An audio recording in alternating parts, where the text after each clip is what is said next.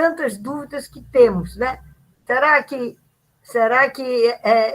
as grávidas vão poder tomar? Será que os idosos vão converter, vão ter, gerar anticorpos suficientes? Então, tem muitas dúvidas. Eu tenho mesmo conversado com a Neile Mamed, Torres Araújo, foi minha colega de turma, e ela, de vez em quando, dá algumas opiniões, porque ela é imunologista, né? E, então, nós vamos começar agora, já podemos dizer, falta 1 minuto, mais uma vez agradecendo a Janaíra, que deu essa brilhante ideia, há cerca de 15 dias atrás. Nós não podemos perder tempo, estávamos só aguardando a chegada da vacina, né, Vanessa? E a vacina chegou ontem, a vacina chegou ontem, e o nosso curso chegou hoje, e vai até quinta-feira, e se precisar, a gente prolonga, não tem problema. Se for necessário a gente continuar, eu sei que conto com essa equipe de uma maneira fantástica. Então, Janaíra já está colocando a sua aula, e depois eu vou apresentar cada um de vocês, e vai chegar o momento também de eu poder apresentar a minha amiga Vanessa Saudatelli. Então, saudando todos vocês, está aberto o primeiro curso de vacinas contra a Covid, uma iniciativa da Sociedade Cearense de Pediatria, com a parceria fundamental da Sociedade Brasileira de Imunizações, Secção Ceará. Sejam todos e todas muito bem-vindos e bem-vindas. Com a palavra, a nossa querida colega, doutora Janaíra. Bom, agora eu literalmente estou dando aula para mim mesma, né? Porque não estou vendo mais nenhum amigo aí. Mas a gente se acostuma, essa parte da modernidade fez com que a gente se adaptasse a várias situações difíceis e contornasse. Então, eu, na verdade, pensei nessa aula como um tema, mas por conta das dúvidas que essa própria temática aí do Covid e da chegada das vacinas estava suscitando entre todos nós, né? E é interessante porque na hora que você se propõe a dar uma aula como essa, você acaba aprendendo bastante, porque você vai ter que ir atrás do que tem, né, do que foi publicado até o momento.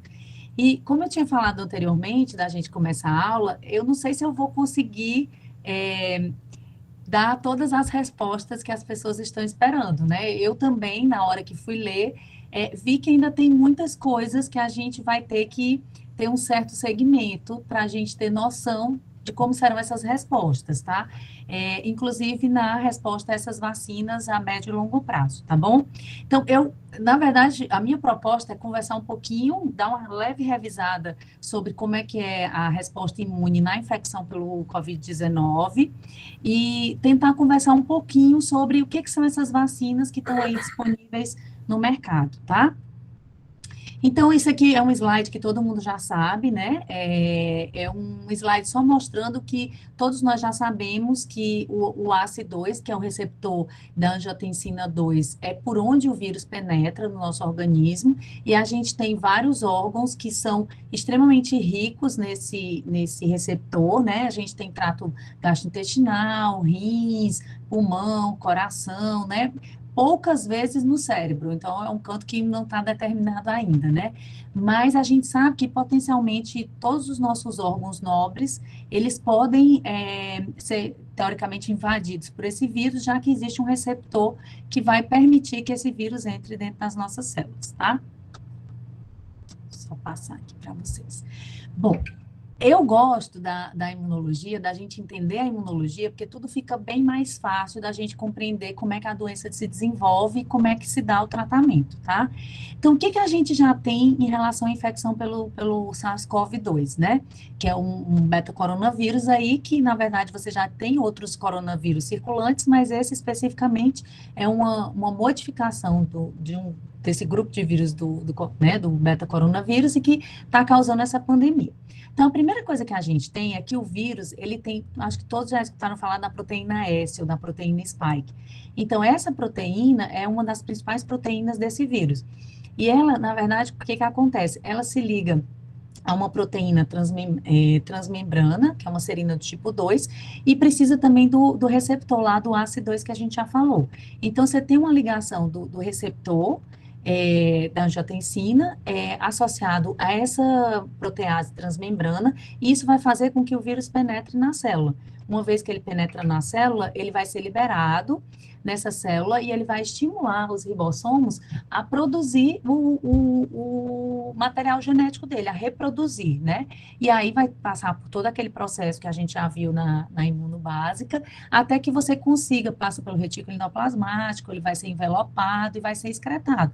Então, a partir de uma célula que entrou, a gente vai conseguir multiplicar aqui dentro e liberar vários outros vírus no nosso organismo, né? E aí são os novos SARS-CoV-2 que se multiplicaram dentro da célula, tá bom?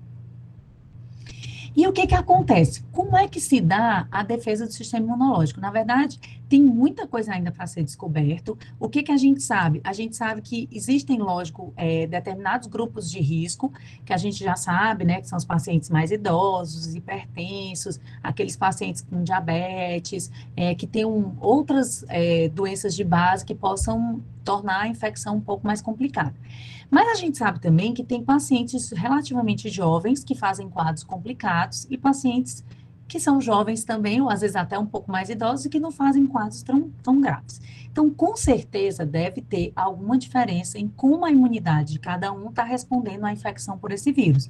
E é lógico que a gente sabe também que o próprio quantidade de vírus que penetra, como é que você pegou essa infecção, né, se foi um inóculo grande ou não, também vai fazer diferença. Mas o que que a gente sabe? Principalmente na resposta de proliferação desse vírus, quando ele entra e infecta a célula e a capacidade dele se replicar, a gente precisa muito da imunidade inata, tá? E aí, nessa imunidade inata, vão entrar várias células aqui, né? Células dendríticas, os mastócitos, os macrófagos, as células natural killer, complemento, os neutrófilos, todas essas células, elas vão fazer parte da imunidade inata, tá? E depois, a gente, lógico que eu tiver essa primeira resposta da imunidade inata, eu vou entrar com a imunidade adaptativa ou adquirida, que é aquela onde eu vou sensibilizar os meus linfócitos T e B para eu produzir anticorpos que sejam anticorpos neutralizantes efetivos, que vão me dar depois uma resposta protetora e vão também tentar conter a infecção, tá? E a gente vai ver que os vários trabalhos têm mostrado que essa resposta da imunidade inata, que é mais imediata, ela tem um papel importante na gravidade da doença, principalmente pela capacidade do organismo em conter a replicação viral. Bom, esse é um trabalho bem legal, assim, na verdade a gente vai ver que nessa época de Covid, uma das vantagens é que a gente está tendo acesso a vários periódicos, né, de uma forma gratuita, você acessa facilmente na sua casa, e publicações saindo a toda hora, né? Essa publicação é de 2021, agora de janeiro, e ela tenta sumarizar como é que seria a resposta de defesa contra o coronavírus. E aqui é aquela resposta da imunidade inata que a gente falou. Então, eu tenho um vírus que vai se ligar aqui no ACE, no receptor, aqui não tem um desenhozinho da proteína transmembrana, mas ela existe, né? Ele vai ser acoplado, ele vai ser incorporado aqui, e na hora que ele é incorporado, o que que vai acontecer?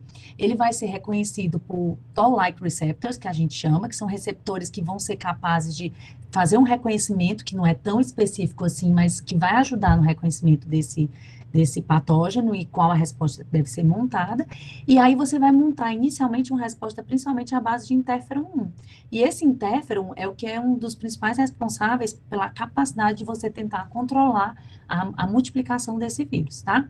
Agora, além disso, você vai ter também a liberação de uma série de estímulos, principalmente com a ativação desse gene do NLRP3, ele é um gene que ele vai estimular o inflamossoma a produzir uma série de citocinas inflamatórias, como IL-18, a pro-IL-1B, que depois vai se transformar em IL-1B, né? E isso aqui vai ser liberado para a célula depois. Então, os vários mediadores que vão estar sendo produzidos, tanto pela imunidade inata, aqui, células natural killer, as próprias células mieloides, né? Tudo isso vai causar um ambiente rico em citocinas pró-inflamatórias. E elas vão causar piroptose, inflamação e coagulopatia, que é o que a gente tem visto no COVID, principalmente naqueles pacientes que evoluem de uma forma mais grave. E esse trabalho é bem interessante também, porque ele vai mostrar você comparando pacientes que têm infecção por um vírus qualquer e a infecção com títulos por COVID, né? No caso aqui, o coronavírus. E o que que eles mostram? Que nos vírus em geral, o que que acontece? Assim que você é infectado, você tem uma produção precoce e adequada de interferon 1 e que isso faz com que você controle a proliferação desses vírus, do vírus, né, o título do vírus, e resolva mais rápido a infecção. Nos pacientes, quer dizer, nas pessoas que se infectam pelo COVID, parece que o COVID, ele retarda um pouco essa resposta de produção de interferon, então, tanto demora mais essa resposta, quanto o pico é menor, e, portanto, a infecção, ela se prolonga mais, tá? E aí, daí porque, dependendo da quantidade de interferon que a gente produza, a gente pode ter uma doença mais complicada ou menos complicada. Tem vários trabalhos interessantes, inclusive o COVID Human Genetic, um effort, que é um estudo multicêntrico, que a gente vai até ver se alguns pacientes do SEIB com síndrome inflamatória multissistêmica vão entrar, que é para fazer a avaliação do genoma desses pacientes que fizeram quadros graves de COVID, comparando com aqueles que não tiveram complicações. E tem alguns trabalhos alguns desses grupos, né, porque é multicêntrico, já mostraram que parece que pacientes que têm defeitos genéticos que levam à diminuição na produção do interferon podem ter doenças mais graves. E a gente vai precisar acompanhar isso aí também para dar essas respostas, tá? Bom, aqui é um gráfico bem interessante, porque ele vai mostrar quais são os fatores que estão associados. Deixa eu só voltar aqui, que eu acho que eu pulei. Não, desculpa. Aqui, peraí, desculpa. É esse aqui que eu queria mostrar para vocês, que na verdade eu pulei um pouquinho. Aqui seria a resposta imune adaptativa, né? Que seria aquela segunda etapa. Depois que o vírus entrou, já foi reconhecido pela imunidade inata, já foi produzido interferon, mas ao mesmo tempo também foram produzidas outras citocinas pró-inflamatórias. E aí, o que que vai acontecer? Eu vou ter uma fase agora de ativação da imunidade inata, onde eu vou ter inicialmente, nos primeiros dias, que às vezes o paciente está assintomático, está começando a ter os sintomas, esse antígeno já começa a circular, né, que é o fragmento do vírus, as proteínas do vírus, e ele vai sendo reconhecido pelo sistema imunológico. Ainda vai ter uma apresentação pelas células apresentadoras para o linfócito B. Esses linfócitos, tanto T quanto B, que são virgens, eles vão sendo estimulados, vai tendo uma expansão clonal deles, eles vão começar a se diferenciar para a produção de anticorpos efetores, tanto T quanto B, que vão tentar estimular a imunidade humoral e a imunidade celular. E depois de um tempo, lógico, esses anticorpos, eles não vão viver o resto da vida, vai ter uma morte das células infectadas e desses linfócitos também, lógico, que eles não vão precisar ficar ativos depois que eu eliminar o vírus, mas eu vou ter algumas células de memória sobreviventes, tá? E é isso aí onde vai se basear também um pouco a vacina, em tentar estimular essa resposta aqui de memória, tá?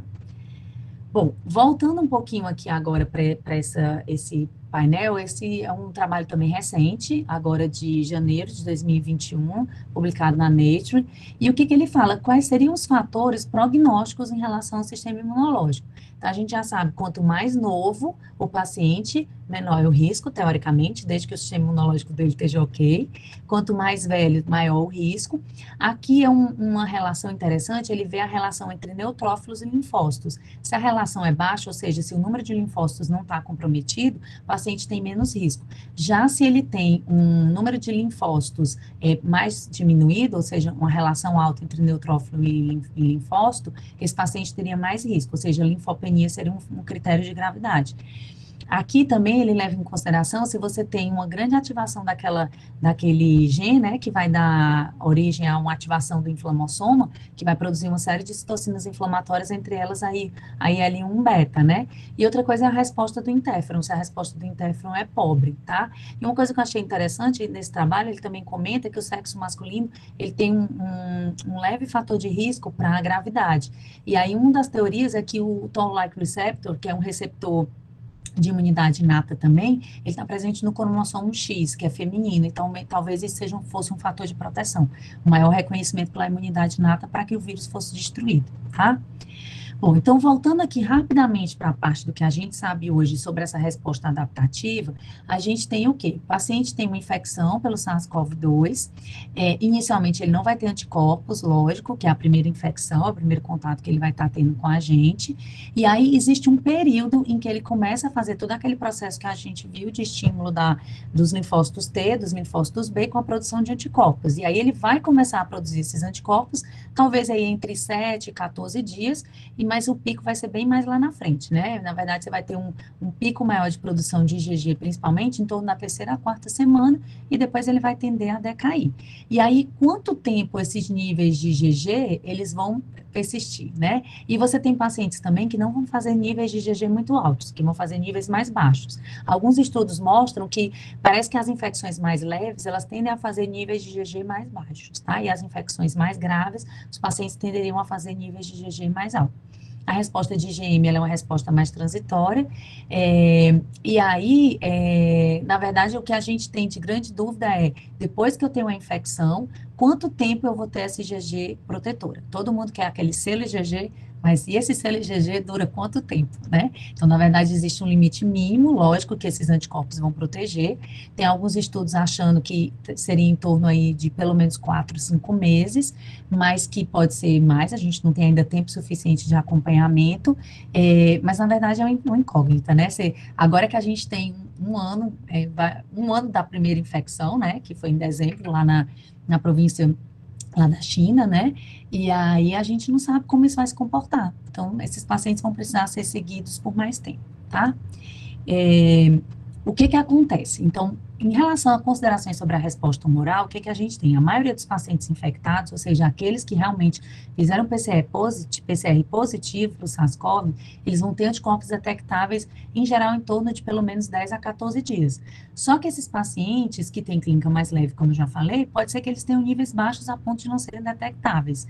E não tem ainda estudo controlado que mostre realmente quanto tempo isso vai durar, essa proteção. E, na verdade, o padrão ouro para eu avaliar a proteção desses anticorpos seriam os testes para avaliar a neutralização de vírus, a capacidade desses anticorpos de neutralizarem vírus. E isso não é um exame que é realizado de rotina, só a nível de pesquisa. Então, realmente, a gente não vai... Tem muita coisa ainda para a gente ter de resposta. Eu vou um pouquinho rápido, eu tenho 5 minutos, e aí agora eu tenho que falar da vacina.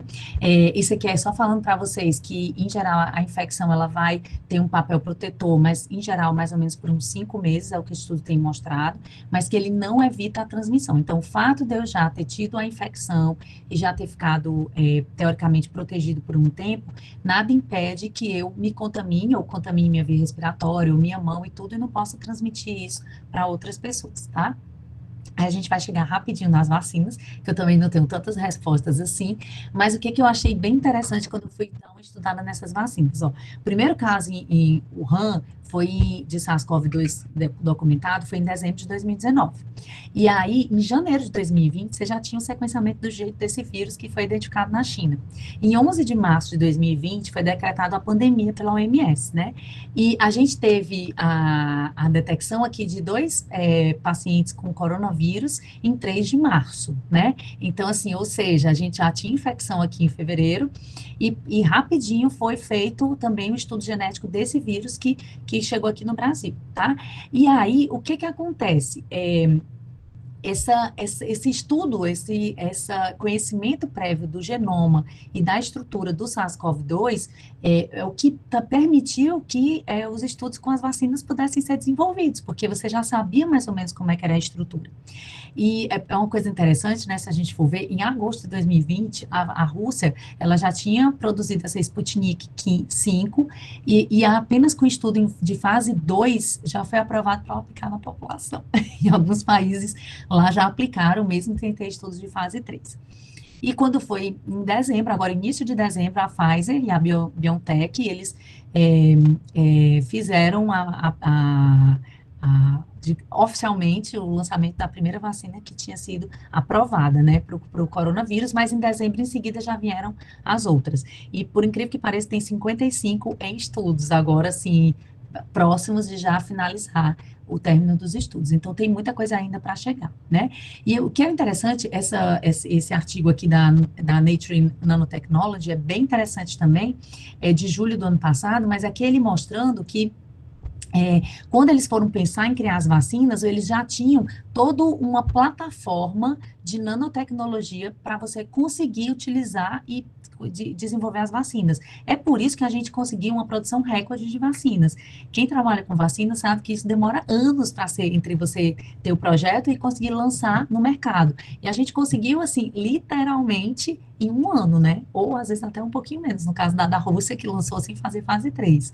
Então, assim, o que que acontece? Lógico que a gente tem essa análise, esse conhecimento do genoma foi importante, do vírus, a capacidade dessa bioinformática de preditores, de mapeamento de epítopos, que são pedaços lá do vírus que são imunogênicos, né? E o conhecimento que a gente já tinha de outras vacinas que estavam em estudos para o SARS e o MERS, né?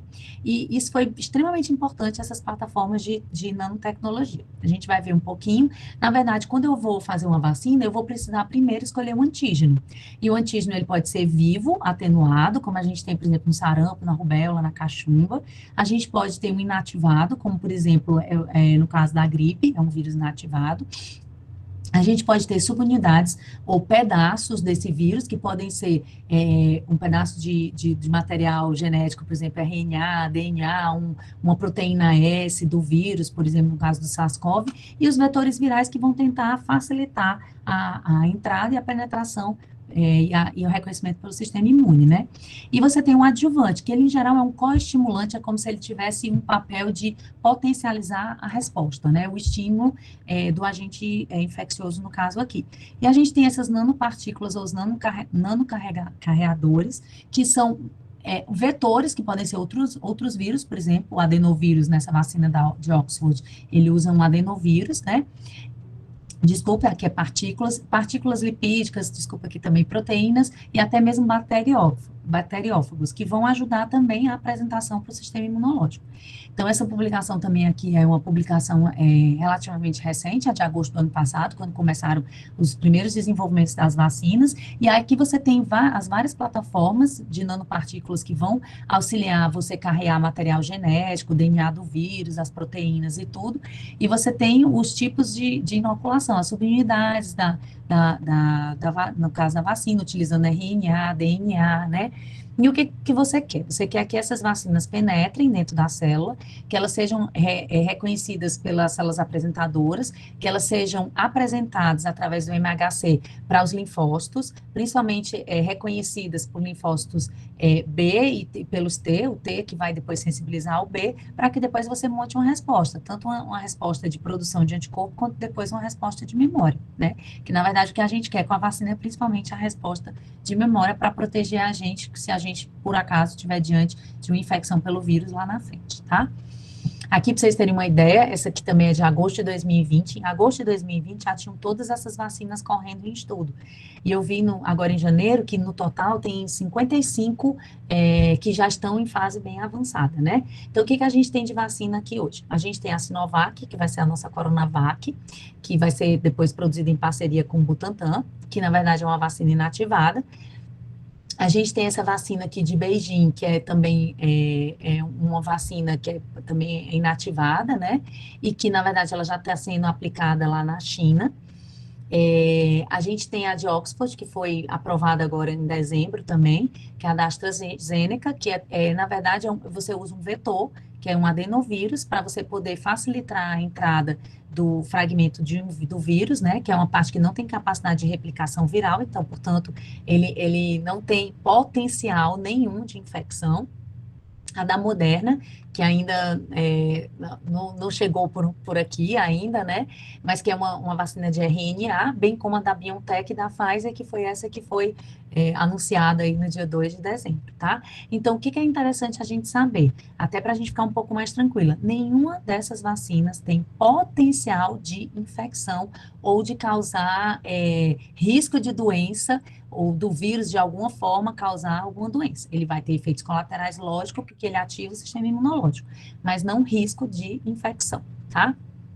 Aqui só mostrando para vocês alguns detalhes, que o que vai chegar para a gente vai ser, agora pelo menos, é a vacina de Oxford, que vai ter uma parceria com a Fiocruz para ser produzida, e a da a Coronavac, que vai ser produzida, que é chinesa, mas vai ser produzida também pelo Butantan. Então, só para vocês terem uma ideia, agora em janeiro foi essa publicação do The Lancet, e aí o que, que eles mostram da vacina de Oxford? Foram feitos 4 trials, sendo que o Brasil foi incluído, teve um grupo de estudo aqui no Brasil. No total, eles tiveram mais de 11 mil voluntários, a maioria entre 18 e 55 anos, população geral. Isso é um viés também, porque praticamente eles não tiveram idosos acima de 70 anos. 4% só dos pacientes tinham acima de 70 anos e poucos pacientes tinham comorbidades. Na verdade, assim, o controle desse grupo ou foi solução salina ou foi vacina meningocócica conjugada que eles utilizaram. A vacina mostrou uma eficácia boa, um pouco mais de 70%, e principalmente essa eficácia foi medida depois da segunda dose, 2 semanas depois da segunda dose, que seria a dose do reforço, tá? E o que é uma vantagem que eu achei é o custo, é em torno de 2 a 3 dólares por dose, tá? Já a vacina chinesa, que é feita em parceria com o Butantan, que é a Coronavac, não foi publicado o estudo, que eu saiba, eu não consegui achar a publicação. O que a gente tem circulando aí em todas as redes é a bula e o estudo, na verdade, assim, quando foi feito o desenho do estudo para começar a ser feita a pesquisa, né? É um estudo multicêntrico também. A gente teve aqui no Brasil a fase 3, utilizando pacientes acima de 18 anos, mas aqui tinha uma diferença da vacina de Oxford, que eram profissionais de saúde. Foram utilizadas 2 doses também com intervalo de 2 semanas, mas a bula fala que pode ser aplicado a segunda dose em até 4 semanas. Eles tinham mais de 9 mil profissionais que foram incluídos aqui, sendo que metade era no grupo de estudo e metade placebo. O estudo do efeito protetor está em andamento ainda, lógico, a gente não sabe quanto tempo essa vacina vai proteger, mas uma coisa interessante é que eles tiveram praticamente ausência de reações graves.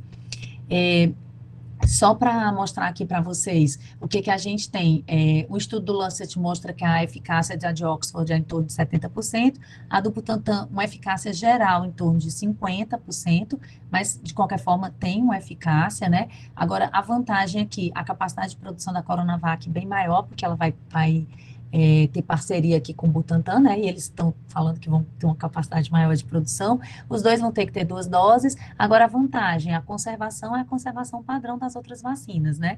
Diferente da Pfizer, por exemplo, que é uma vacina de RNA, que é uma vacina. As vacinas de RNA parece que foram as que mostraram melhor eficácia, mas também são vacinas mais caras por causa da tecnologia que usam. E no caso da vacina da Pfizer, a conservação é muito complicado, porque tem que ser vários graus Celsius, né, abaixo de 0, então em torno de 70 para ter uma conservação maior, e aí é um outro problema aqui no nosso país, né? A gente já falou que um é vetor viral, que é o adenovírus, e a outra é o vírus inativo, tá bom? Aqui é bem interessante, eu estou passando 6 minutos do meu tempo, desculpe, na verdade, desculpa, 1 minuto, estou passando, não, 6 minutos. O que que acontece? É um trabalho bem interessante que foi aqui do New England Journal, que saiu agora recente também, em janeiro, ele mostrando por que da importância da dose de reforço. Então, eles pegaram vários endpoints aqui, de quantidade de anticorpo, de capacidade de resposta e tudo, o que que eles viram?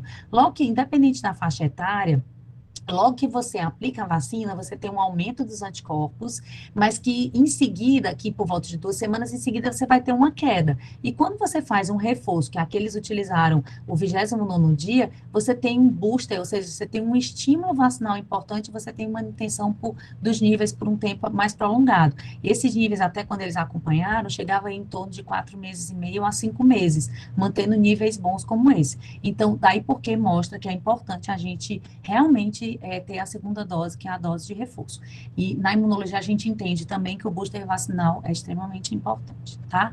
Não sei o que ficou de dúvidas aí, desculpa eu ter passado meus 7 minutinhos, e eu acho que mesmo com a vacina, a gente ainda vai precisar manter por um certo tempo, um certo isolamento social, o uso de máscara, não mais uma quarentena como a gente teve de lockdown, mas a gente ainda vai ter que ter muito cuidado com esse vírus, porque ainda tem muitas respostas pela frente, tá? Obrigada.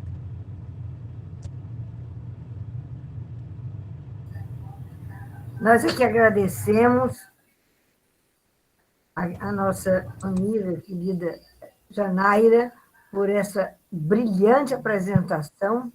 Seus 7 minutos a mais não foram sentidos. Foi extremamente agradável lhe ouvir, né? O que bem demonstra que você se preparou, que você está atualizada e que está aqui com muita cidadania, né? Trabalhando esta hora da noite, em prol da pediatria, em prol da formação do pediatra e de outros colegas, né? Tivemos aqui a participação de um colega psiquiatra, não sabemos quantos outros médicos estão presentes, e outros profissionais de saúde que estão ligados e sócios da SBIM. Então, mais uma vez, Janaína, muito obrigado pela sua aula e pela sua brilhante ideia que está nos permitindo esse momento tão agradável, apesar de ser um tema que tanto nos comove e tanto nos preocupa. Agora vamos ouvir o nosso colega Robério Leite. Esta é a terceira vez que, em menos de um ano, o Robério atende o nosso convite, não só atende, como participa da discussão, da construção, da escolha dos temas, da organização dos nossos eventos pós-Covid. Lembrando que o primeiro foi exatamente no Dia do Trabalho, no dia 1º de maio, em que nós, pela primeira vez no Brasil, a Sociedade Cearense de Pediatria pôde abrir com ineditismo e com brilhantismo o primeiro Congresso Covid de Pediatria. Em dezembro, nós tivemos o nosso Congresso Cearense de Pediatria, que, a despeito e apesar do Covid, nós não perdemos a sequência que viemos tendo desde a gestão da doutora Eveline Monteiro, que nos antecedeu, depois a doutora Franciels, e agora essa gestão que nós estamos conduzindo, né, em equipe, e agora, mais uma vez, está aqui atendendo ao nosso convite, participando ativamente, o nosso querido colega Robério. Muito obrigado, Robério, e você está aí com a palavra para nos brindar com o seu saber e com o seu talento. Obrigado pelo convite, uma boa noite a todos. Queria agradecer, então, o convite da SOCEP, né, pela doutora Ana Maria, da SBIM, Ceará, pela Jocileide, né, sempre em parceria as duas entidades, e isso é muito bom. Nós somos pediatras, somos campeões em vacinas, né? Por isso estamos falando aqui, apesar de que as crianças não vão ser vacinadas a princípio, né? Então, os testes estão de segurança e eficácia nas crianças estão em estudo, né? Mas nós temos muito a ensinar para todos os outros profissionais da área de saúde, né? Então, acho que isso é muito importante. Janaína, acho que você precisa encerrar a sua tela, porque acho que eu não consigo entrar ainda, porque você ainda está apresentando, no modo apresentação, para poder compartilhar a minha.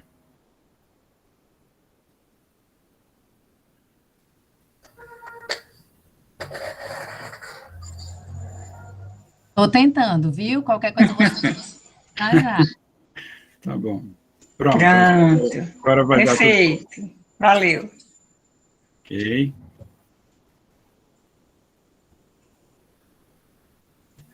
Muito bom, viu, Robério, contar com você. Obrigado, Ju. Bom, espero que todo mundo esteja conseguindo ver a minha apresentação. Meu tema que me coube foi falar um pouco sobre mitos e verdades sobre as vacinas da Covid em desenvolvimento. Falar mais sobre verdades sobre que mitos, né? Então, apenas alguns esclarecimentos, o tempo é curto, então nós vamos ser breves na apresentação e não dá para falar sobre tudo, obviamente. E lembrando que quinta-feira continua, né? E aí já com participação nacional dos colegas, né? Renato vai estar apresentando aqui para a gente também. Então, eu queria comentar um pouquinho, primeiro, sobre a diferença entre as vacinas que estão em desenvolvimento. Né? Lembrando, como a Janaína colocou muito bem, né? Explicou de maneira muito profunda para a gente a questão da imunidade, mas o alvo da resposta imunológica principal da produção de anticorpos neutralizantes é essa estrutura, essa proteína, né, do envoltório do coronavírus, né, chamada spike, né, ou espícula. Então, contra ela que se direciona principalmente a nossa resposta imunológica protetora de anticorpos. E as vacinas, obviamente, elas focam nessa questão. Né? Ainda não temos um correlato de proteção de anticorpos em relação à doença, né? Então a gente vai ter que lidar com o que a gente tem, por enquanto, nos estudos.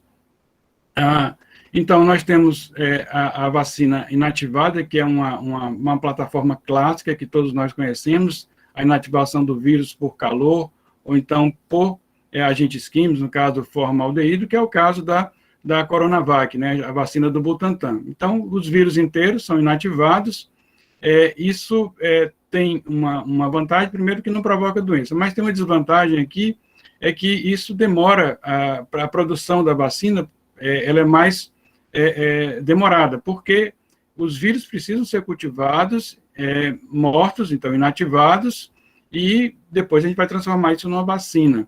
Isso requer manter a estabilidade das cepas, então tem todo um grande problema, um enfrentamento do ponto de vista de fabricação da vacina, isso demora um pouco mais e exige mais tempo.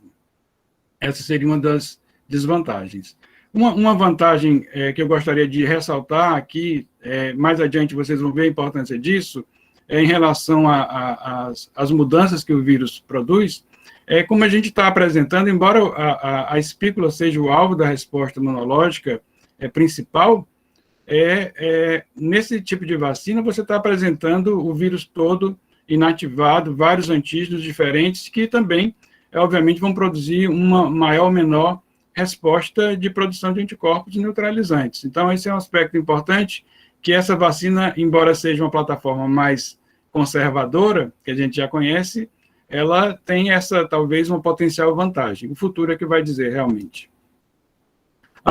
Essa é a vacina que utiliza o conceito de vetores, né? Ao contrário de que todo mundo diz, olha, não existe vacina de vetor aprovada, existe sim, existe uma vacina para o ebola, foi aí que se desenvolveu pioneiramente a vacina aprovada para a ebola, só que no caso da vacina para ebola, é um vetor, um adenovírus não replicante.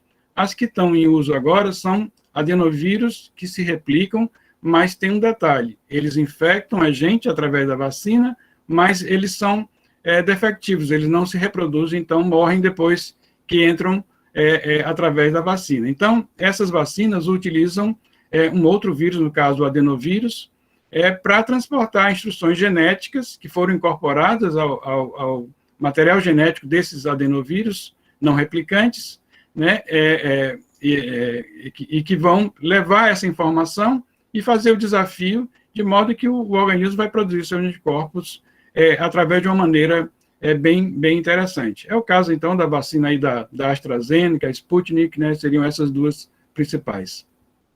As vacinas de ácido nucleico, e aí com destaque a vacina de RNA mensageiro, né, então, na verdade, o que é apresentado para o organismo nessa vacina é o RNA mensageiro com a informação para fabricar essa espícula. Então, essas vacinas são a abordagem mais avançada do ponto de vista tecnológico, elas utilizam um material genético chamado RNA mensageiro, que todos vocês conhecem, que funciona como uma espécie de um software genético que instrui as células humanas a fazer um pedaço dessa proteína da espícula viral, o spike, né? Isso vai desencadear uma resposta imunológica e toda a dificuldade no manuseio, na fabricação desse tipo de vacina, foi deixar esse RNA mensageiro, ele estável. Isso foi conseguido através de um envoltório lipídico. E um aspecto muito importante, e aí falar em relação à questão de mitos e verdades, é que, veja só, você está levando, através da vacina, um sistema que leva o organismo a produzir uma resposta imunológica, né, como uma mensagem para ele produzir proteína, que é um processo natural do organismo. Nada disso é incorporado ao núcleo da célula, nada disso é incorporado ao nosso material genético, ou seja, isso não é capaz de de transformar o nosso material genético, alterar de maneira nenhuma. Inclusive, esse RNA mensageiro, logo em seguida, ele faça a sua função, ele vai ser naturalmente destruído. A outra plataforma que não está nas vacinas que a gente está acostumado a falar mais, né, que estão aí mais em uso, são as plataformas das vacinas baseadas em proteínas, né? Então, essas vacinas, aqui como destaque, então, são a Novavax, uma vacina da Sanofi, 1 a 2 doses, elas utilizam subunidade de proteínas, que são pequenos pedaços do vírus que são alvo que o sistema imunológico reconheça e faça a sua defesa. Então, em vez de usar o corpo humano como fábrica de vacina, como no caso da vacina de RNA mensageiro, vírus de insetos geneticamente modificados são usados para infectar mariposas, cujas células, então, vão produzir os pedaços da proteína da espícula do coronavírus. Então, esses são colhidos e transformados em vacina. Então, talvez por isso aí também tenha mito de que a gente possa se transformar em algum outro tipo de organismo, né? Porque tem essa passagem inicial, antes de entrar no nosso corpo, antes de utilizar um outro animal para produzir o que a gente vai utilizar para a vacina, às vezes isso leva às fake news, aos mitos em relação a esse tipo de transformação. As partículas semelhantes aos vírus, a gente conhece bem a vacina do HPV, né? Então, você tira todo o material genético e apenas o envoltório do vírus é apresentado para o sistema imunológico agir.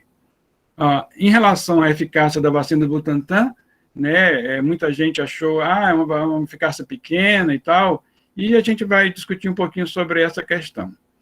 Primeiro, lembrar que vacinas, elas funcionam e são muito eficazes, né? Aqui só para vocês terem uma lista de doenças, né? E o que as vacinas conseguiram reduzir nessas doenças ao longo do tempo.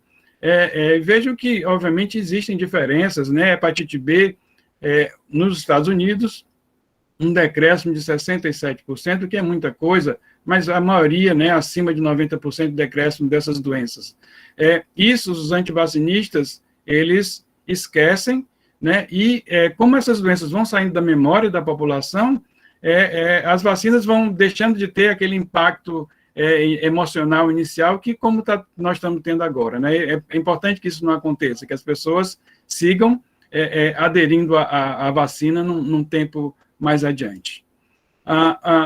Quando a gente fala de eficácia de vacina, a primeira coisa, o que significa a eficácia de uma vacina?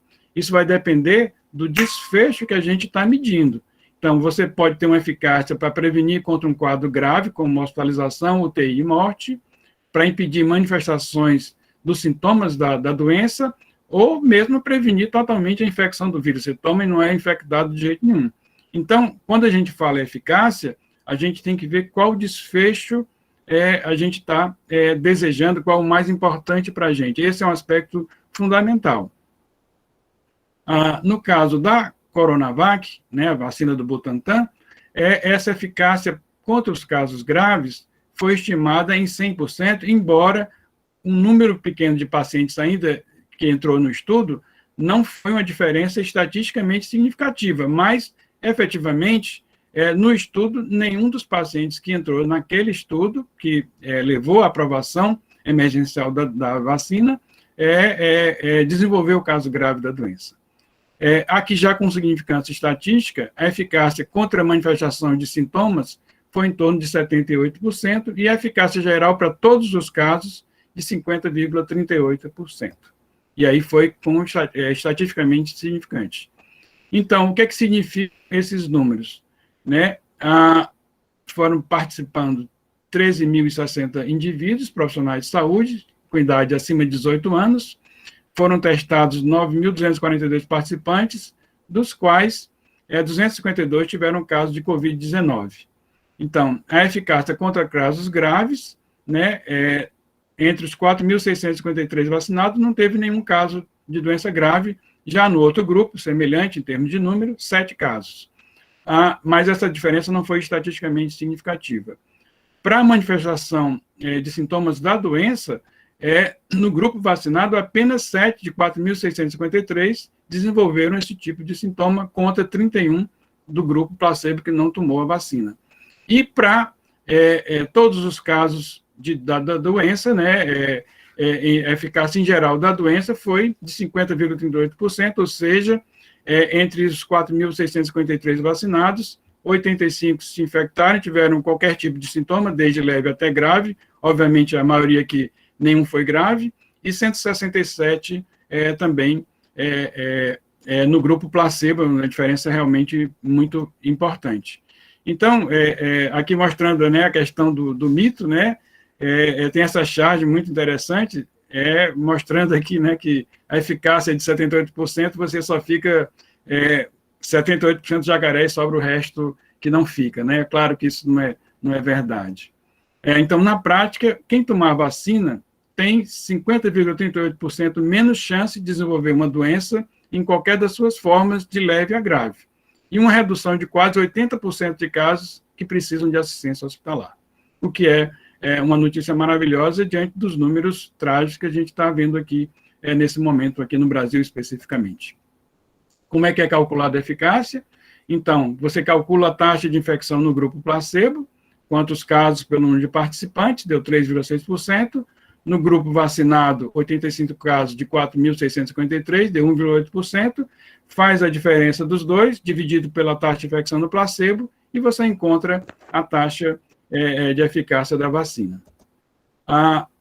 Comparando com outras vacinas, a gente vê que a vacina da gripe que a gente toma anualmente, a eficácia em torno de 44%, dependendo do momento, né, do tipo de cepa, se coincide as cepas da vacina, essa eficácia pode ser maior, mas ela é muito maior para doença grave, para mortes, né, a vacina da influenza. A da AstraZeneca, 70%, da Catapora, 92%, da Moderna, de RNA, e a da Pfizer, 94%, 95%, a do sarampo, 97%, e da polio, 99%. Quero chamar a atenção aqui do sarampo, veja que é uma alta eficácia, 97%, mas o sarampo está de volta, porque não adianta ter alta eficácia sem ter vacinação. Então, esse é um dos nossos desafios agora, né? Nós temos uma vacina com eficácia acima de 50%, e nós precisamos ter uma altíssima cobertura vacinal para que a gente alcance a nossa meta. Então, aqui comparando com as outras vacinas, a eficácia da Coronavac, né? Pfizer 95, 94,1 Moderna, a Sputnik 91,4, a Sinopharm da China também, 79%, e a AstraZeneca, 70%. Então, aqui na verdade, a gente vai ter que realmente ter uma vacinação em massa, né, capaz de suplantar essa questão. Então, é melhor você ter uma vacina com eficácia menor, mas que eu tenha uma ampla cobertura vacinal, do que ter uma vacina de ótima eficácia e com baixa cobertura vacinal. Esse é o desafio que está lançado para os brasileiros. Bom, o último assunto que eu queria tocar é sobre as variantes do coronavírus, se elas representam uma ameaça. Então, vocês sabem que estão surgindo cepas variantes, o vírus RNA, eles são, constantemente, eles têm mutações, né? Isso são informações agora do dia 15 de janeiro, do CDC, mostrando que tem essa variante do Reino Unido, a B117, né, que tem várias mutações, a da África do Sul, que é a B1351, que tem algumas semelhanças com a mutação do Reino Unido, e a do Brasil, a P1, né, que tem 17 mutações, incluindo 3 do spike viral. Então, essa do Reino Unido, veja que ela está distribuída em 31 países, o Brasil já foi isolado 4 pacientes, vocês estão sabendo disso, né? A do Reino Unido, lembrando, né, que ela está associada com maior possibilidade de transmissão do vírus, e não há nenhuma evidência que sugira que ela tenha impacto em relação à gravidade da doença, felizmente. Essa da África do Sul, não há nenhuma evidência de que ela aumente também a gravidade da doença, mas ela tem uma alteração na espícula viral, na spike, e que pode afetar a capacidade neutralizante de anticorpos monoclonais. Então, vocês sabem que essa é uma terapia passiva que tem sido utilizada, não só o plasma de convalescentes, mas anticorpos monoclonais como terapia para a Covid-19, mais lá no hemisfério norte, né? E essa variante aqui, ela já tem problemas em relação à eficácia dos anticorpos monoclonais. E a linhagem brasileira, como a gente falou, tem 3 mutações na espícula viral, e essas mutações, elas podem afetar a transmissão, tornam ele mais transmissível, e o perfil antigênico, e pode, inclusive, afetar a capacidade dos anticorpos gerarem uma defesa contra uma infecção adquirida naturalmente, anteriormente, ou mesmo através de vacinas. Esse é um grande problema, isso é teoria, né, mas em relação a quem teve infecção natural anteriormente, isso já está definido, ou seja, a reinfecção, essa cepa lá, essa cepa P1, identificada lá no Amazonas. Então, queria chamar a atenção para a gravidade da situação, porque um estudo recente lá em Manaus fez sequenciamento dos vírus e mostrou também epidemiologicamente que a estimativa em outubro do ano passado, aproximadamente 75% da população tinha sido infectado já, né? E o que a gente está vendo provavelmente que essa tragédia que está acontecendo em Manaus,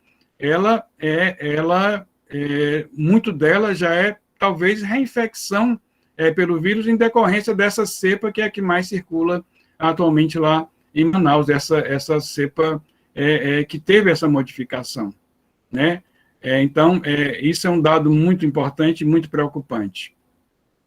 As consequências, então, dessas variantes emergentes, primeiro, em relação à capacidade de espalhar mais rapidamente, já existe evidência de que isso ocorre na cepa lá inglesa e na de Manaus. A capacidade de causar doenças mais leves ou mais graves em pessoas não há evidência em relação a isso, felizmente. Capacidade de evitar a detecção por testes diagnósticos específicos, ainda se acha que talvez não consiga alterar a capacidade da gente identificar o vírus através do RT-PCR, isso é fundamental para a gente acompanhar o que está acontecendo.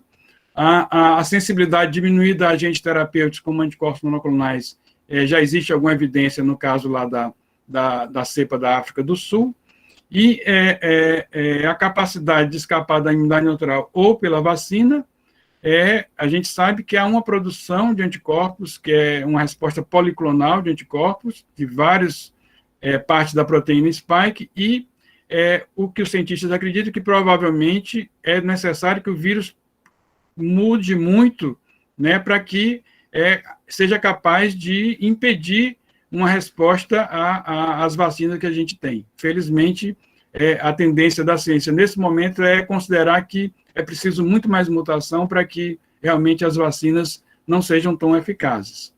Alguns cientistas estão esperançosos que não vão enfraquecer a capacidade das vacinas. A gente sabe que há uma produção muito intensa de anticorpos, de modo que pequenas alterações podem diminuir um pouquinho a eficácia, mas não como um todo. Então, o principal, né, é impedir que as pessoas que adoeçam desenvolvam formas graves e morram em função da Covid-19. Então, os pesquisadores seguem sondando as variantes, né, e vão testando a capacidade, isso em estudo de modelo de placa ou mesmo em modelo animal, se os anticorpos são capazes de inativar essas variantes e, no caso da vacina aí de mRNA da Pfizer e BioNTech, essa variante inglesa parece que não afetou a eficácia da vacina, pelo menos em estudos in vitro.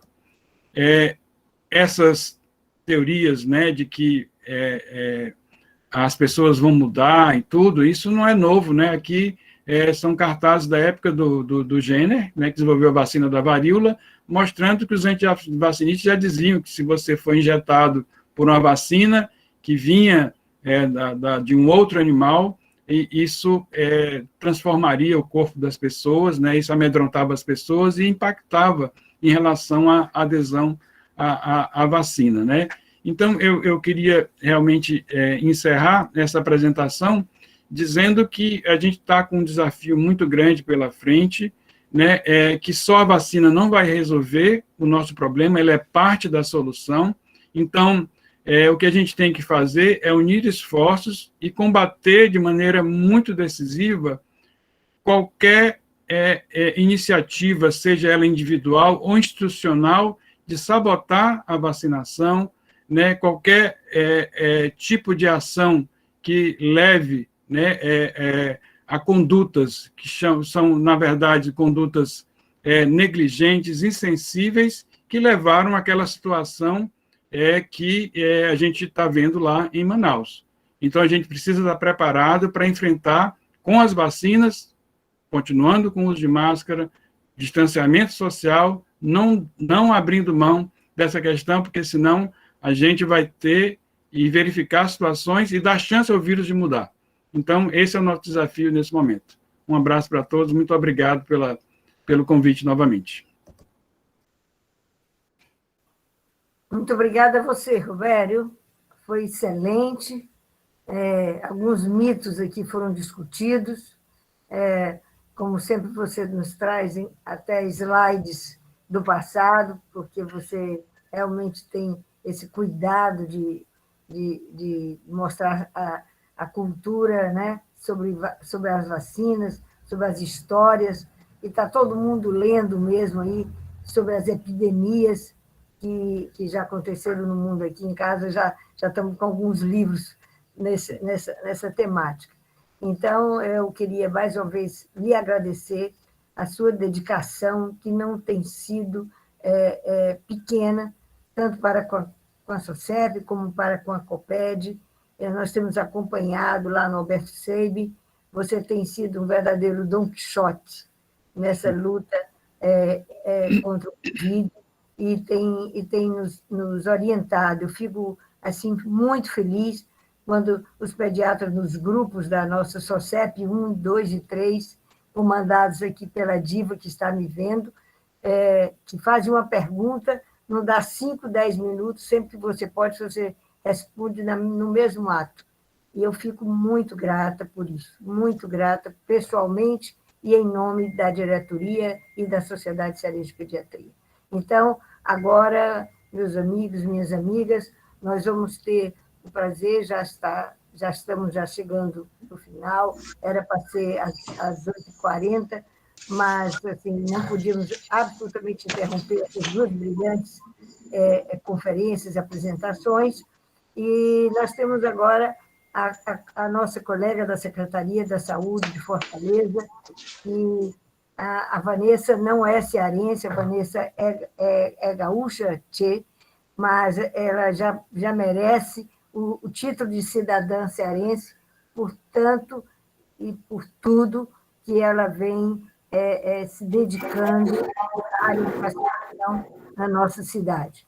Vanessa, mais uma vez, eu sei que você não parou nessas últimas 48 horas, deve ter dormido muito pouco, recebendo vacina no aeroporto, recebendo todas as demandas da secretaria, da doutora Anistela, mas, mesmo assim, você atendeu ao nosso convite e vai nos brindar com todas as informações que você já tem e que certamente ainda temos muitas dúvidas, mas estamos aqui para dialogar. Muito obrigada, Vanessa.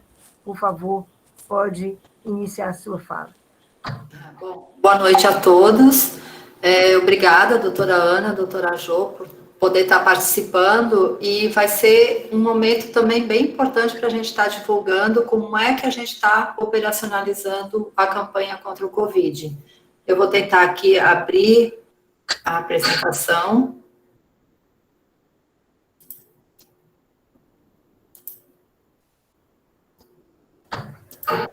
Está dando para ver a apresentação? Está abrindo, Vanessa, está abrindo agora. Ok, viu? Tá certo. Tá, joia. Então, essa apresentação, ela foi feita no gabinete da secretária, ela faz parte do plano municipal, né, de operacionalização da vacinação contra o Covid. E eu vou só apresentar, obviamente, a parte da vacina, né, e que tem o objetivo grande de como o doutor Roberto falou, a doutora Janaira falou também, da gente estabilizar. A gente sabe que não vai resolver todo o problema, mas que a gente tem uma esperança grande que a gente consiga minimizar essa situação grande, pelo menos no início, e até que a gente consiga vacinar toda a população no Brasil inteiro, né? O que a gente quer é isso, é interromper a circulação do vírus no país. Então, aqui, obviamente, tem as competências, né, nos níveis de gestão. Então, a competência do nível federal é essa de aquisição de vacinas, seringas. Eu não sei se todo mundo está acompanhando. Vanessa, ficou muito pequena agora. Pequena. Quando você abriu, inicialmente, estava na metade da tela, agora está num quadradinho bem pequeno. Deixa eu tentar voltar, porque aqui na minha tela, ela está aparecendo na tela inteira. Pois é, aqui está É só vocês oitavo da clicarem em tela. cima da imagem dela que amplifica. Tentem clicar em cima. Já fiz isso. Vocês estão Não. conseguindo ver inteiros? Todo mundo está enxergando assim pequeno? Todo mundo está enxergando pequeno na tela inteira? Vanessa, tira tua apresentação e coloca novamente. É porque alguém entrou depois de você com a apresentação.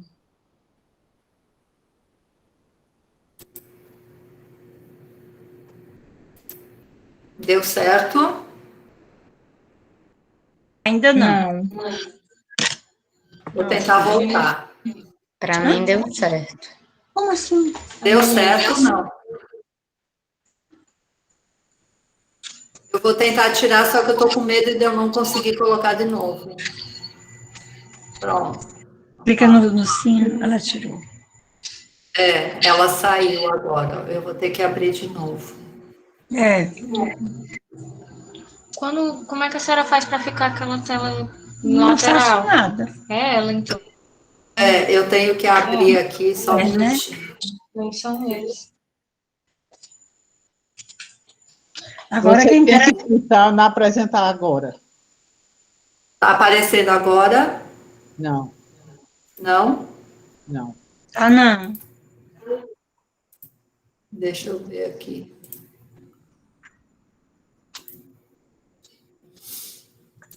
Como é? Porque agora eu tirei ela. Agora eu tirei e eu não estou conseguindo entrar de novo.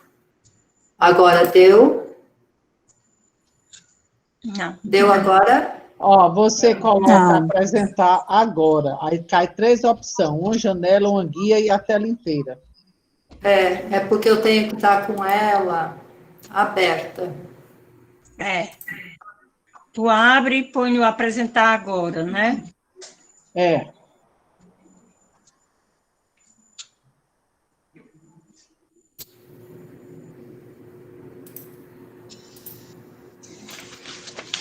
Eu tenho uma sugestão, Vanessa.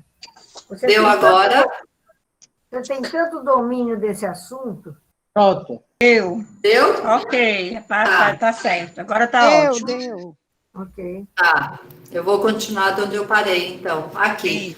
Que foi, eu acredito que tenha sido o que impactou mais, né, nessa questão da demora da chegada das vacinas. Mas, enfim, nós tivemos ontem lá no aeroporto o dia inteiro montando, operacionalizando, né, a distribuição das vacinas, e que eu vou mostrar depois um pouquinho para vocês, mas, enfim, a gente conseguiu até de madrugada, na nossa rede de frio, as vacinas, 2 horas da manhã, elas já estavam lá, e a gente já estava começando a se planejar para hoje a distribuição.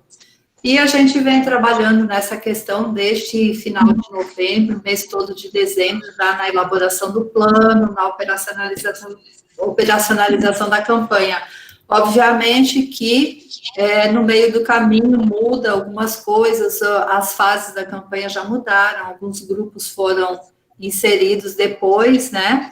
Mas o que a gente tem hoje é esse quadro aqui.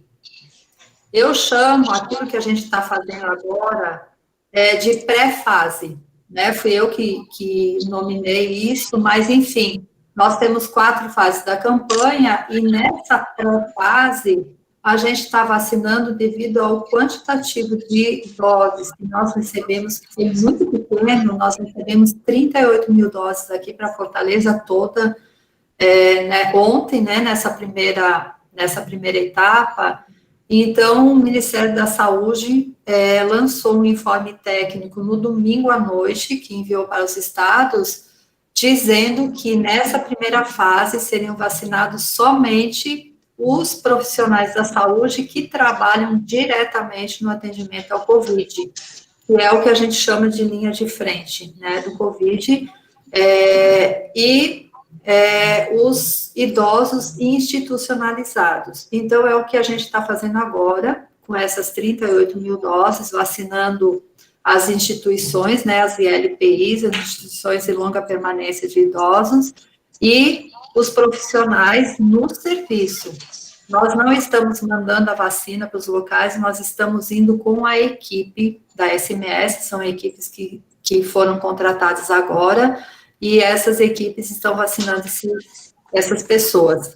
Antes da gente começar a apresentação, me perguntaram, né, dos pacientes internados também, que não fazem parte dessa primeira fase. Eu acredito que eles entrem agora na primeira fase da campanha, que é quando a gente vai vacinar todos os trabalhadores da saúde, os idosos a partir de 75 anos de idade nos domicílios, as pessoas com 60 anos ou mais, deficientes acamados, institucionalizados, e pessoas acima de 18 anos também institucionalizadas. Então, eu acredito que nessa fase entram aqueles pacientes do Hospital de Saúde Mental que foi perguntado antes do início da apresentação. E a população indígena, que aqui em Fortaleza nós não temos população indígena aldeada, nós temos alguns indígenas que vivem aqui ou que visitam, que a gente acaba vacinando. Na campanha da influenza, se eu não me engano, nós vacinamos 76 indígenas apenas, tá? A segunda fase da campanha, a gente vai vacinar, então, as pessoas a partir de 60 anos até 74 anos. Na terceira fase, as pessoas com comorbidades que apresentam maior chance para agravamento, né, os portadores de doenças renais crônicas, cardiovasculares e outros, conforme a definição do Ministério da Saúde. E na quarta fase, trabalhadores da educação, que são os professores e apoiadores também, não somente os professores, as forças de segurança e salvamento, funcionários do sistema prisional, população privada de liberdade, pessoas com deficiência permanente severa, são aquelas pessoas com lesão de medular, pessoas em situação de rua, transportadores rodoviários de carga e transportadores de transporte coletivo. Enfim, mais ou menos uma mesma população que foi vacinada durante a campanha da influenza. E a gente sabe, a gente que já tem uma certa experiência em organização de campanha, a gente sabe que isso pode mudar, né, durante todo esse percurso e o Ministério da Saúde acabar inserindo outras pessoas. Então, o que é mais difícil para a gente que está na questão da operacionalização da campanha é que as pessoas entendam que a gente cumpre essas fases não porque somente o Ministério da Saúde está determinando, porque nós não temos vacina para que a gente possa imunizar todas as pessoas ao mesmo tempo. Então, a gente segue esses critérios, né, do Ministério, que eu penso que não seja as pessoas mais importantes serem vacinadas, mas sim as pessoas mais vulneráveis que precisam ser vacinadas prioritariamente, né? Também faz parte, né, do plano, e como eu falei agora há pouco, os trabalhadores da saúde que estão vacinados nessa pré-fase nos locais de trabalho, e, posteriormente, esses trabalhadores da saúde também farão agendamento, que é o que o João Cláudio estava me questionando agora há pouco, que eu acho que é a curiosidade de todo mundo, como é que vai funcionar o agendamento para vacinação. Então, todos nós, trabalhadores da saúde, eu não me vacinei ainda, vou me vacinar nessa próxima fase da campanha também, nós vamos fazer um agendamento para os locais de trabalho, que eu vou mostrar daqui a pouco, quais são os locais de vacinação, nós não vamos colocar vacina nessa campanha inicialmente nos postos de saúde, devido ao quantitativo de doses que nós temos, que é muito baixo. Então, nós definimos locais de vacinação na cidade toda, onde nós vamos ter as nossas equipes lá, e essa vacinação, ela vai ser feita por agendamento. A pessoa vai entrar no link, que é o Vacine Já, que eu acredito que a semana que vem ele já vai estar aberto para agendamento. A pessoa vai escolher, vai colocar os seus dados, CPF, todos os dados que ele solicitar. A pessoa vai escolher o local, que vai ficar mais próximo da sua residência ou do seu trabalho, vai escolher o horário e o dia para vacinação. Dessa forma, a gente vai ter como suprir esses locais de material e de vacina. A gente, ao final do dia, vai saber quantas pessoas foram vacinadas, quantas pessoas foram agendadas e não compareceram, para que a gente possa suprir todos esses locais com um quantitativo suficiente de doses de vacina, conforme os agendamentos. E os idosos a partir de 75 anos, acamados ou não, serão vacinados nos domicílios, também mediante agendamento no link que a gente vai disponibilizar em breve. Pessoas com 60 anos ou mais e deficientes acima de 18 anos institucionalizados vão ser vacinados no local da residência ou da instituição. E a população indígena também em outros municípios da região metropolitana vão ser vacinados também em loco. No nosso caso, não vai acontecer isso. Essa planilha aqui, só para vocês terem uma ideia, não sei se está dando para ver direito, mas a gente precisa fazer essa distribuição das fases da vacinação conforme cada grupo prioritário. Então, se vocês estiverem vendo, nós temos aproximadamente 770 mil pessoas para serem vacinadas aqui em Fortaleza, que pertencem aos grupos mais vulneráveis eleitos pelo Ministério da Saúde. E após essa vacinação, a gente acredita que a partir de final de fevereiro ou março, a gente já tem um volume maior de vacinas disponíveis e a gente vai conseguir disponibilizar nos postos de saúde e para toda a população. Então, eu acredito que a gente vai passar aí um período bem grande de campanha vacinando para que a gente consiga vacinar toda a nossa população.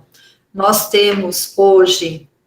qual é a nossa situação? 6 milhões de doses que já foram distribuídas por todo o Ceará, todos os municípios do Ceará, desde ontem à noite até hoje de manhã, e estamos aguardando chegar a 2 milhões de doses da vacina AstraZeneca, e nós temos o Instituto Butantan e a Fiocruz já estão produzindo vacina, mas que precisam ser submetidas à aprovação da Anvisa, o mesmo processo das vacinas que a gente já recebeu da China e que provavelmente receba da Índia. Então, eles precisam seguir o mesmo protocolo e essas vacinas precisam ser aprovadas para a Anvisa se elas tiverem a mesma qualidade das vacinas que a gente já está usando nesse momento. Então, a gente acredita que isso demore em torno de 15 a 20 dias, mais ou menos. As pessoas... os profissionais ativos, da linha de frente do Covid que estão sendo vacinados agora, são os profissionais das unidades hospitalares Covid, enfermaria e UTI. Por exemplo, me veio à cabeça agora o IJF. O IJF tem em torno de 3 mil funcionários, desde zeladores, vigias, motores de ambulância, médicos, enfermeiros, técnicos de enfermagem, pessoal administrativo. Nós vamos vacinar mais ou menos 10 a 15% desses profissionais, que somente são aqueles que realmente têm contato com o paciente de Covid, o motorista da ambulância, o pessoal do laboratório e o pessoal da enfermaria e UTI Covid. O SAMU, a gente está vacinando também, que são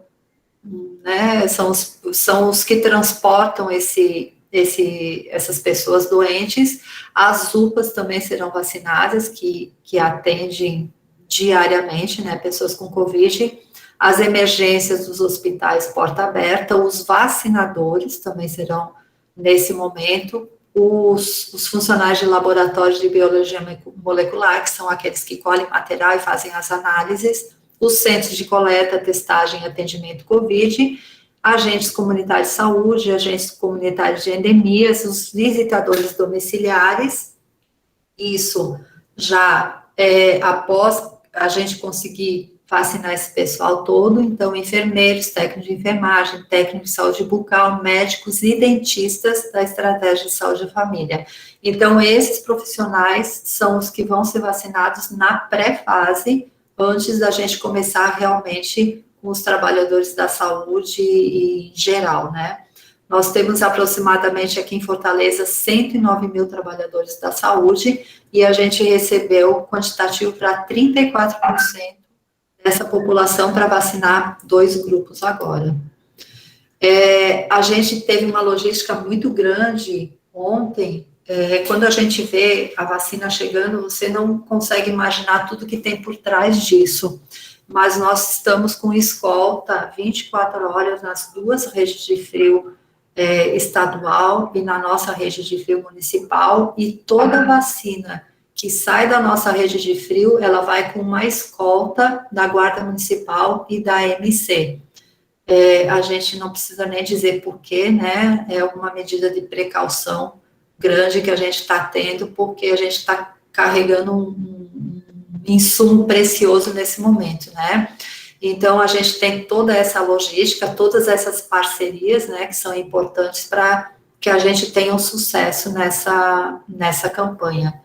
E a gente, quando sai com as vacinas, a gente tem autorização para uso da faixa exclusiva para transporte, né, para transporte das equipes de profissionais e deslocamento, enfim, sempre com essa escolta da Guarda Municipal.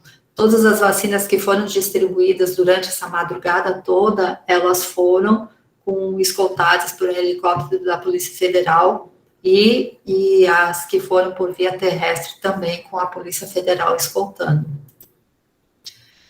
Os agendamentos, então, para os próximos lotes, né, da vacina, que vai ser quando a gente receber novos lotes da vacina, mais quantitativos, então a gente vai começar com esses profissionais da saúde, os idosos acima de 75 e as fases 2, 3 e 4. Nós temos hoje um aplicativo que a gente chama de Mais Saúde Fortaleza, que a gente também vai vincular a esse nosso link que está aqui embaixo. Esse aqui é o link que nós vamos utilizar para agendamento. Se alguém quiser já pegar o link para já tentar, ele está bloqueado para agendamento agora, mas ele mostra uma imagem, uma mensagem, né, dizendo que ele ainda não está disponível para agendamento, e quais são os grupos para cada fase da campanha. E esse aplicativo, o Mais Saúde Fortaleza, ele é um aplicativo que foi criado para que a pessoa tenha todas as informações, né, do que acontece na saúde na nossa cidade, endereço de postos, de hospitais, enfim, e ele é o nosso cartão de vacina também, porque quando a gente fizer o cadastro no aplicativo, a gente consegue verificar o nosso cartão de vacina. Esse aqui é o meu cartão de vacina, antes de eu ter atualizado, eu coloquei essa foto para mostrar para vocês, que ele está me avisando aqui que eu tenho vacinas pendentes. Tinha, né, agora eu já atualizei. E aí, quando eu abro ele me mostra todas as vacinas que eu já fiz e todas as vacinas que ainda estão pendentes. Isso para cada cidadão fortalezense. E a vacina do Covid, ela vai aparecer aqui também, quando a pessoa for vacinada e for vinculado ao nosso prontuário eletrônico. Então, a não ser que a Anvisa faça como faz com a febre amarela, que a gente tem um cartão internacional, né, específico para a febre amarela, que a gente tenha que ter isso para o Covid, mas se não houver essa exigência da Anvisa, para qualquer viagem, pode só apresentar no próprio celular, que vai aparecer lá a vacinação contra o Covid. Quando a gente abre uma dessas abinhas aqui, ela vai aparecer a data, o local, unidade de saúde, onde foi feita e se foi a primeira ou a segunda dose. Então, ele vai servir como um documento para apresentação, no caso de uma viagem. E esse aqui é o nosso link, não é um aplicativo, é um link da CEPOG, a Secretaria de Governo de Fortaleza, onde vai ser feitos os agendamentos. Se vocês se lembrarem, a gente utilizou esse link na campanha contra a influenza para poder fazer os agendamentos. Nós tivemos vários problemas, porque ele super lotou, né, e a gente não conseguiu atender todo mundo, mas atendemos depois, a gente continuou vacinando todas as pessoas que se inscreveram. E esse aplicativo, ele foi otimizado agora, e toda pessoa que for cadastrada num posto de saúde, a gente vai conseguir puxar os dados dessa pessoa na hora da vacinação, para a gente saber se ela tem cadastro ou não, e quando a gente realizar a vacinação e registrar a dose de vacina, ele vai migrar também para o nosso prontuário eletrônico, e a gente vai ter em tempo real todas as pessoas nominalmente que foram vacinadas contra o Covid. Então, me perguntaram antes também como é que a gente faz para vacinar. Não é obrigatório o cartão nacional de saúde, mas a gente vai vincular o CPF de cada pessoa. Se as pessoas tiverem cadastro nos postos de saúde, vai facilitar bastante, porque a gente não vai precisar cadastrar no momento da vacinação, a gente vai conseguir puxar o prontuário daquela pessoa e registrar a dose da vacina do Covid, a primeira ou a segunda dose. Então, quem puder fazer o cadastro em qualquer posto de saúde, seria interessante para a gente poder ter esses cadastros atualizados. E quem deseja fazer o cadastro nacional de saúde, também qualquer posto de saúde está fazendo esse cadastro. Aqui são os locais de vacinação, que já estão definidos, né? Então, nós vamos ter, se eu não me engano, são 15 equipes lá no centro de eventos. Nós vamos ter, no Presidente Vargas, 6 a 9 equipes, ainda não está totalmente definido. Nós vamos ter, se eu não me engano, 10 equipes lá no Paulo Sarazate, 10 equipes lá no Castelão, no Cuca do Mundo Bim, são 8 equipes, se eu não me engano, mas, enfim, em torno de 6 a 15 equipes cada local, conforme a capacidade. Nós vamos ter vacinação no Cuca do Janguru Sul, no Cuca do José Walter e no Cuca da Barra do Ceará. São 79 equipes contratadas para fazer a vacinação nesses locais. Cada equipe é composta por 5 profissionais, 2 vacinadores e enfermeiros, um staff, um cadastrador e um registrador. E essas equipes têm uma capacidade, via agendamento, de realizar 14.100 doses de vacina por dia. Então, a gente pretende, com isso, né, rapidamente vacinar todas as pessoas. Nós também vamos ter a vacinação domiciliar, né, são 70 equipes que poderão, com a capacidade de visitar 2.100 domicílios por dia. Então, a gente está montando essas mais de 150 equipes para que a gente consiga agilizar todo esse processo de vacinação. As ações, né, por trás de tudo isso, elas são bastante complexas. A gente tem uma rede de frio, a vacina que a gente está recebendo e que provavelmente vai receber também nos próximos dias, são 2 vacinas que a doutora Janaíra falou, o doutor Roberto também, que são vacinas que a gente já está acostumado a trabalhar com uma temperatura entre mais 2 e mais 8 graus centígrados, então a gente tem bastante familiaridade com isso e a gente tem bastante capacidade para ter uma rede de frio, né, que rede de frio não é só aquele local onde a gente guarda a vacina, o transporte até chegar no usuário, a gente chama de rede de frio, então a gente tem capacidade para manter essas vacinas e chegar com toda a confiabilidade até o usuário final. Né, são vários equipamentos de informática que a gente vai utilizar, tablets, os próprios celulares, computadores, notebooks, para a gente estar atendendo nesses locais toda a população, sem aglomeração, né, no momento da vacinação. A gente tem também garantia de insumos pelo Estado e o município também está adquirindo equipamentos de proteção, estão sendo contratados muitos veículos para que a gente possa atender todas as equipes e que as pessoas não tenham que estar esperando por muito tempo, né?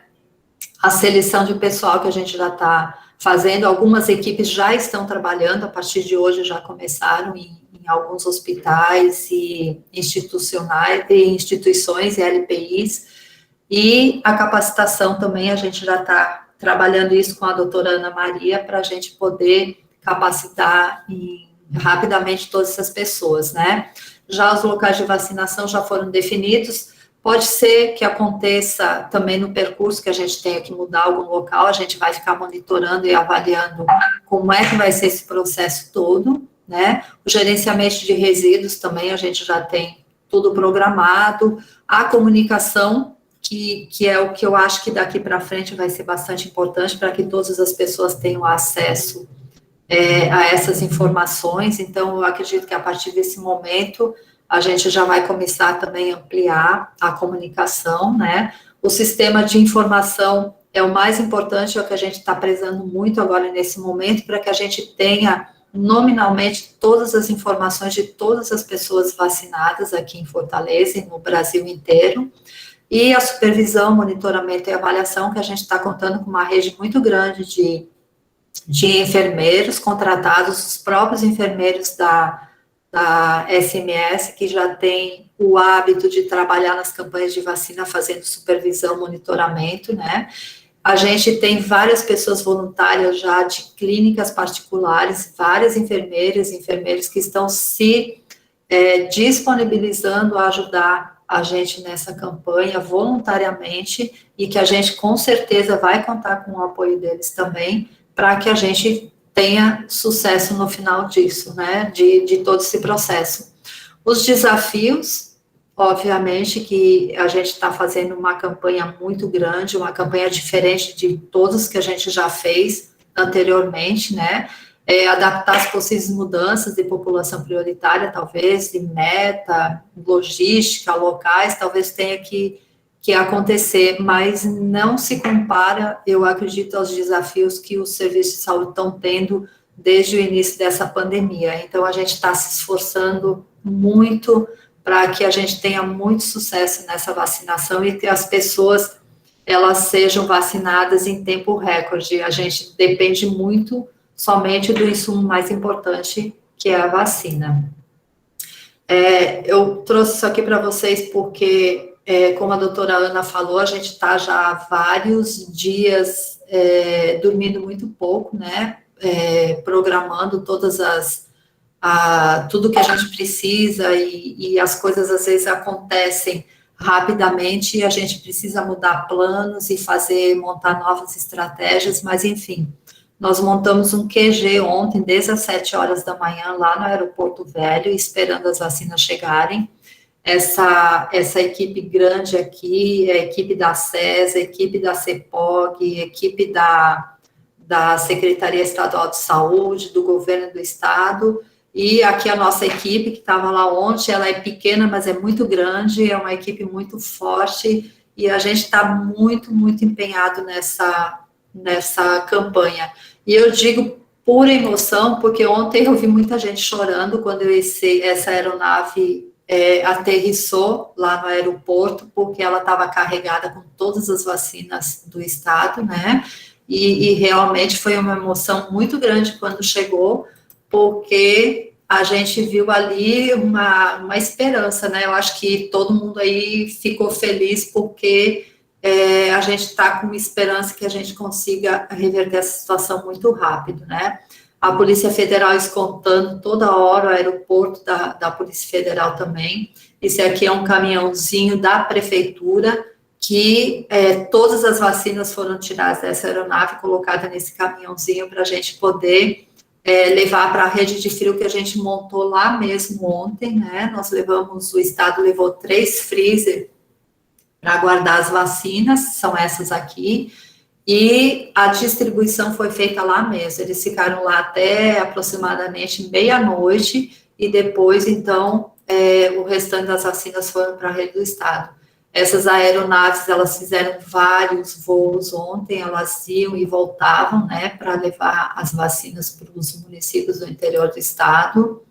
E essa aqui a peça mais importante de tudo, né? É a vacina. E eu realmente chorei quando eu vi essa caixinha aqui de vacina ontem, porque a gente se encheu de esperança da gente conseguir mudar essa situação que está posta aí, né? E de muito sofrimento para muitas famílias. Então, eu queria agradecer muito a doutora Ana, eu espero ter esclarecido algumas coisas para vocês, para que a gente consiga se programar, né, e começar a agendar as vacinações, né, que cada um possa conseguir agendar sua vacinação. O link ficou muito bom, a gente teve um treinamento hoje, amanhã a gente vai ter outro treinamento, por isso que não está disponível ainda, porque a gente precisa dominar também o link para a gente poder passar para as pessoas, para elas saberem exatamente como vão cadastrar as pessoas depois, porque vai ser muito importante a gente ter esses registros, né, no nosso prontuário eletrônico.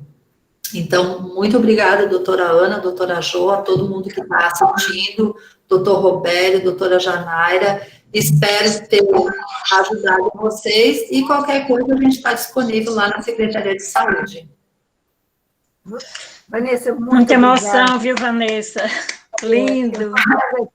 Eu realmente estou muito emocionada. Todas as gerações, estou vendo aqui o Giovanni, lá da emergência do SEB, estou vendo a Ângela, estou vendo a Janaira, que ainda continua conosco, o Jô, né? Cristiane, Muito lindo. É emocionante, né? Nós vivemos a época quando as crianças morriam de sarampo. Pensei E polio, estou lembrando aqui da polio, Ana, as campanhas da polio, né? Eu lembro do Alberto Seib, as crianças em cadeiras de roda, pelos corredores do Alberto Seib. Nós tínhamos um bloco chamado Bloco B, dividido com crianças com tuberculose, mas assim, as novas gerações não viram isso, mas viram nesse ano de 2020 perder familiares, perder amigos, né? Não poder ficar até o fim com seus entes queridos, ver seus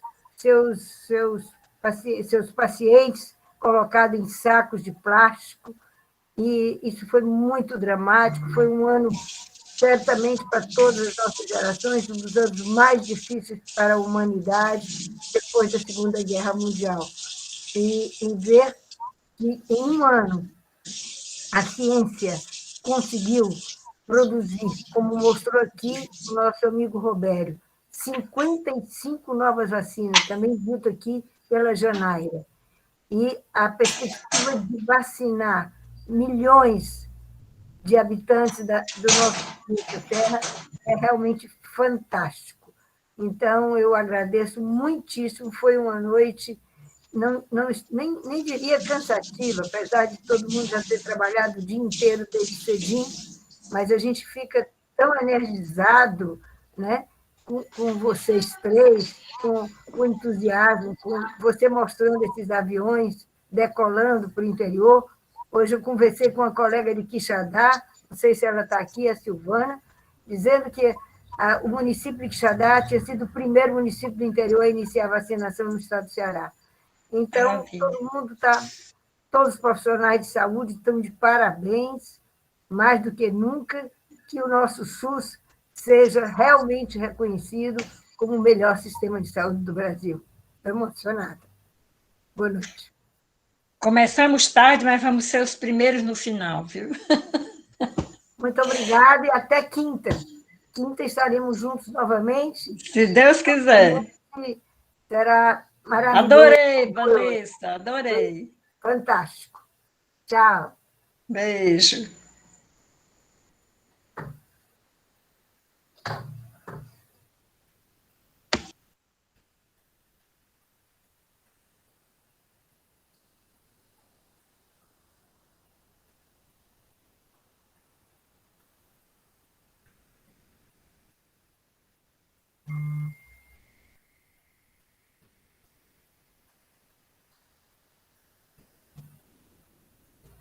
Carmen, lá de Crato.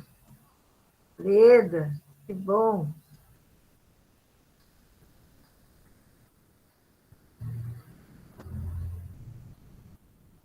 Paele, Regina, Carmen Esmeralda lá, que bom. João Cláudio.